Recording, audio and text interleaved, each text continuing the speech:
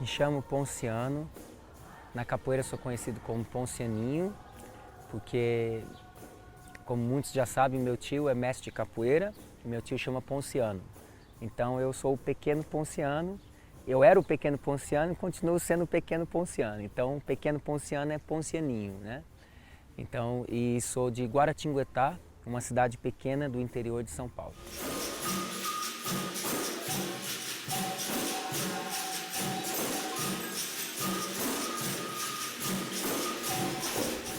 Mojubá Capoeira foi uma ideia minha que hoje em dia eu estou colocando em prática, mas na verdade é um conceito filosófico. Por isso que eu não falo grupo de capoeira Mojubá, porque o meu mestre, mestre José Antônio, ele tem um grupo de capoeira hoje em dia que chama Barracão da Capoeira. Então, na verdade, eu faço parte desse grupo também. Mas em Londres eu tenho um trabalho e que eu queria que tivesse um nome que relacionasse um pouco o que eu faço filosoficamente. E a razão pela qual eu gosto do nome Mojubá é por ser um nome que faz as pessoas perguntarem o que é, o que significa, e um nome da língua iorubá e que tem uma relação muito forte, obviamente, com a cultura africana, afro-brasileira. Então eu queria uma conexão muito forte com todo esse lado cultural e que não seja apenas um nome explícito, que seja uma marca, tipo Centro Cultural de Londres ou Capoeira de Londres. Eu queria um nome que instigasse as pessoas a perguntar e que eu possa poder falar sobre o assunto, né? Então, eu achei que desde que eu comecei a usar realmente o nome Mojubá, uma coisa interessante é que eu estou falando mais do meu trabalho pelo fato das pessoas quererem saber o que significa, o que é. Mas Mojubá é um conceito filosófico de coisas que já fazem parte da minha vida de capoeira há muitos anos, na verdade. Coisas desde criança que eu sinto, que tem, como dizia o mestre Pastinho, no íntimo do capoeirista. E que agora eu estou podendo colocar em prática mais e escolhi esse nome para representar.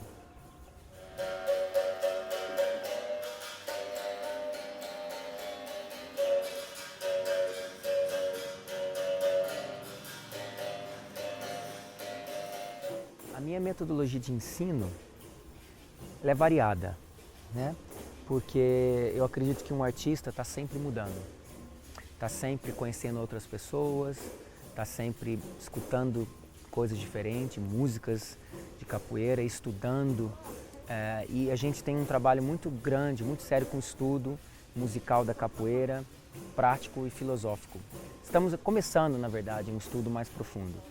Mas então eu estou sempre tentando me refinar, sempre tentando trabalhar. Mas quando você muda, não significa que não tem coisas que você conquista que ficam. Existem coisas no meu trabalho que são conquistadas e elas permanecem, provavelmente para sempre. E outras coisas vão mudando. Então, em termos realmente de filosofia de trabalho ou de metodologia de ensino, eu relaciono hoje em dia muito mais com o que eu quero que o capoeirista faça e entenda da roda da capoeira. Eu tento trazer isso para a minha aula. Então, por exemplo, se eu vejo que um ideal de roda é um ideal onde todo mundo aprenda e se divirta e saia feliz de uma roda, com os desafios naturais de uma roda, mas que tenha esse elemento gostoso da vadiação, então na minha aula eu tenho que trabalhar isso também. Mesmo tendo intensidade, tenho aulas que são bastante intensas, física, a prática física, sobretudo eu acredito na prática física da capoeira. Obviamente, o filosófico e a cultura oral. Porém, eu acredito que através do físico você pode ensinar a filosofia também. Porque quando você faz um movimento que vem dos mestres de 1940 ou 1950, você está trazendo história para o trabalho, você está trazendo filosofia. Então, através dos movimentos, você pode também ensinar filosofia de capoeira, história de capoeira. E principalmente se você puder contar uma história, se você puder depois falar um pouco sobre aquilo que você está fazendo, aí mais ainda você vai estar reforçando com a oralidade o que você fez na prática física. Mas eu acho que o centro principal do meu trabalho, do método de ensino, é como que eu transformo talvez pessoas que não têm nenhum entendimento da cultura da capoeira, ou a cultura brasileira, ou a cultura afro-brasileira, em capoeiristas.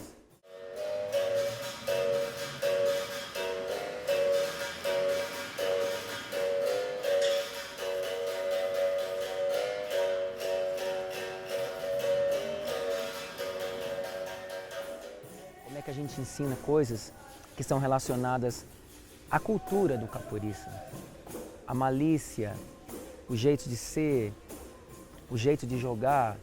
Então eu não estou querendo fazer vários robôs, eu estou querendo construir capoeiristas, como o meu mestre fazia na minha academia no Brasil, quando eu era criança e adolescente. Cada um tinha um jeito de jogar, isso era uma coisa muito forte. Nós todos tínhamos alguma coisa que nos conectava, como se tivesse uma linha dourada entre os capoeiristas, mas ao mesmo tempo todos tinham a sua personalidade na roda e a sua identidade na roda, o olhar diferente, a maneira de jogar.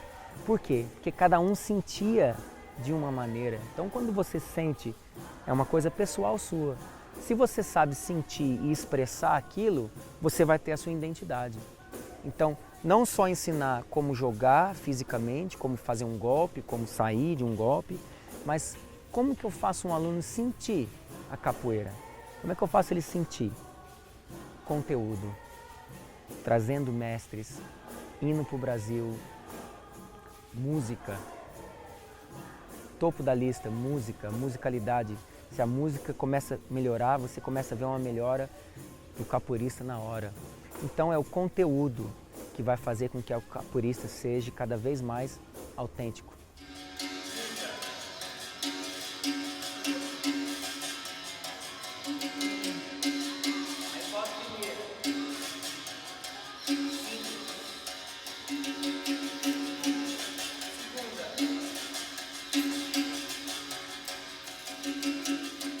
O livro que eu estou começando a escrever no momento é mais como um arquivo de palestras, workshops e aulas que eu venho fazendo e também que eu estou participando.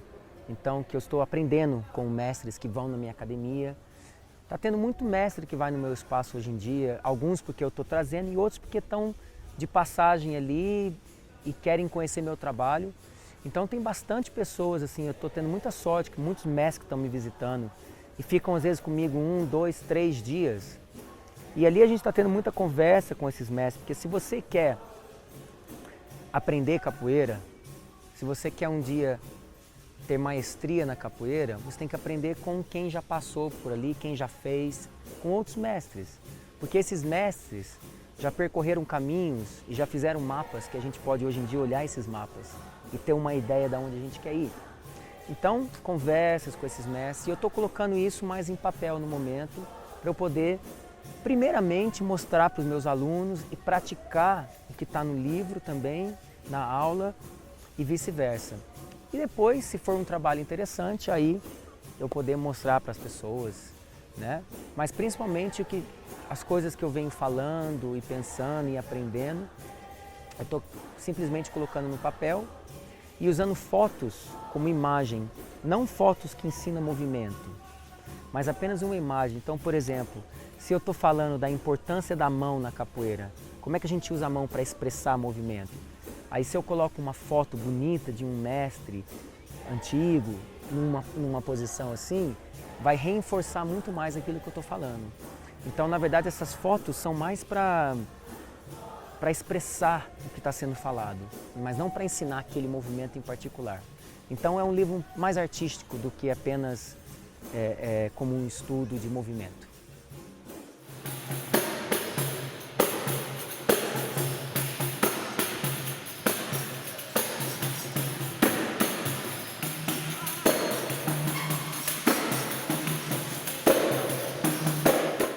como capoeirista, você escuta muitas histórias, anedotas, causos, né?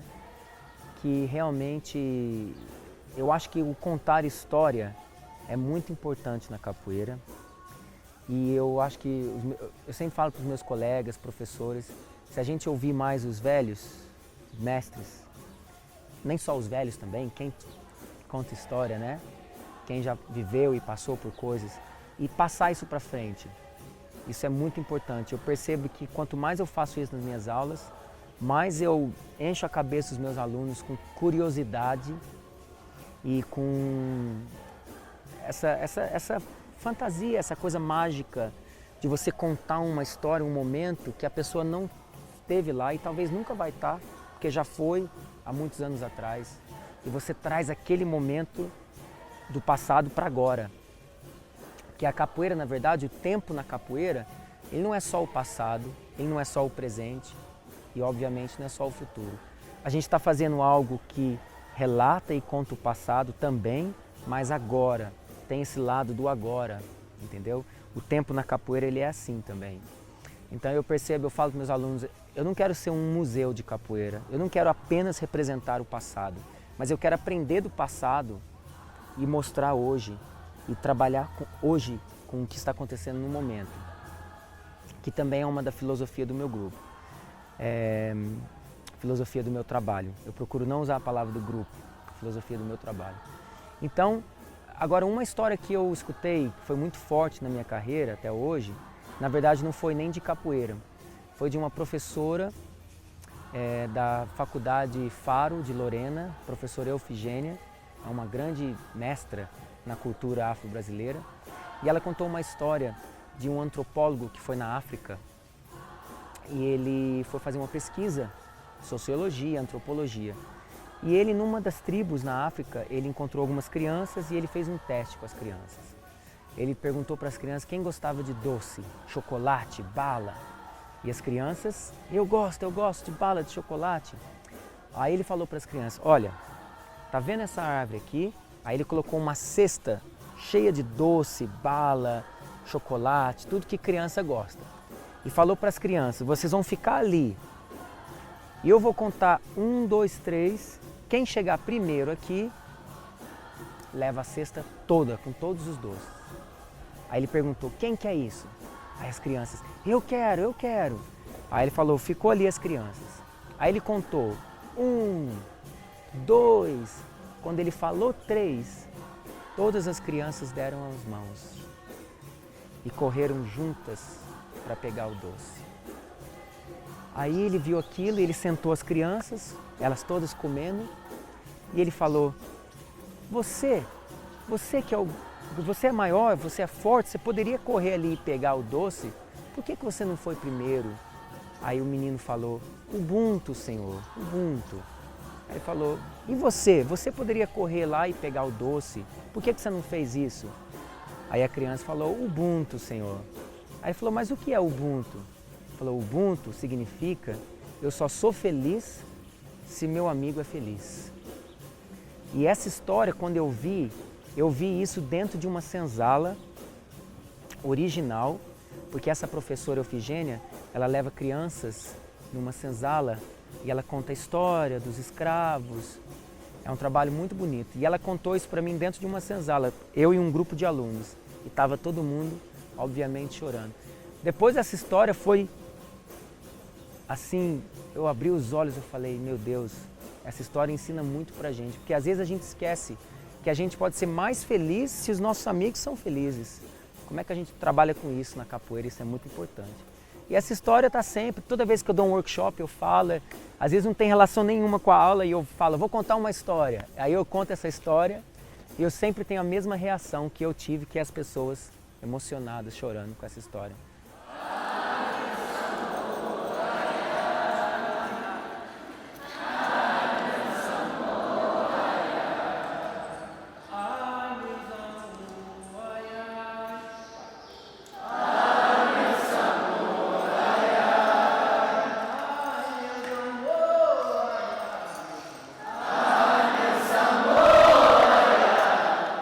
Mojubá, Paixão. México. alegria, comunidad. tudo.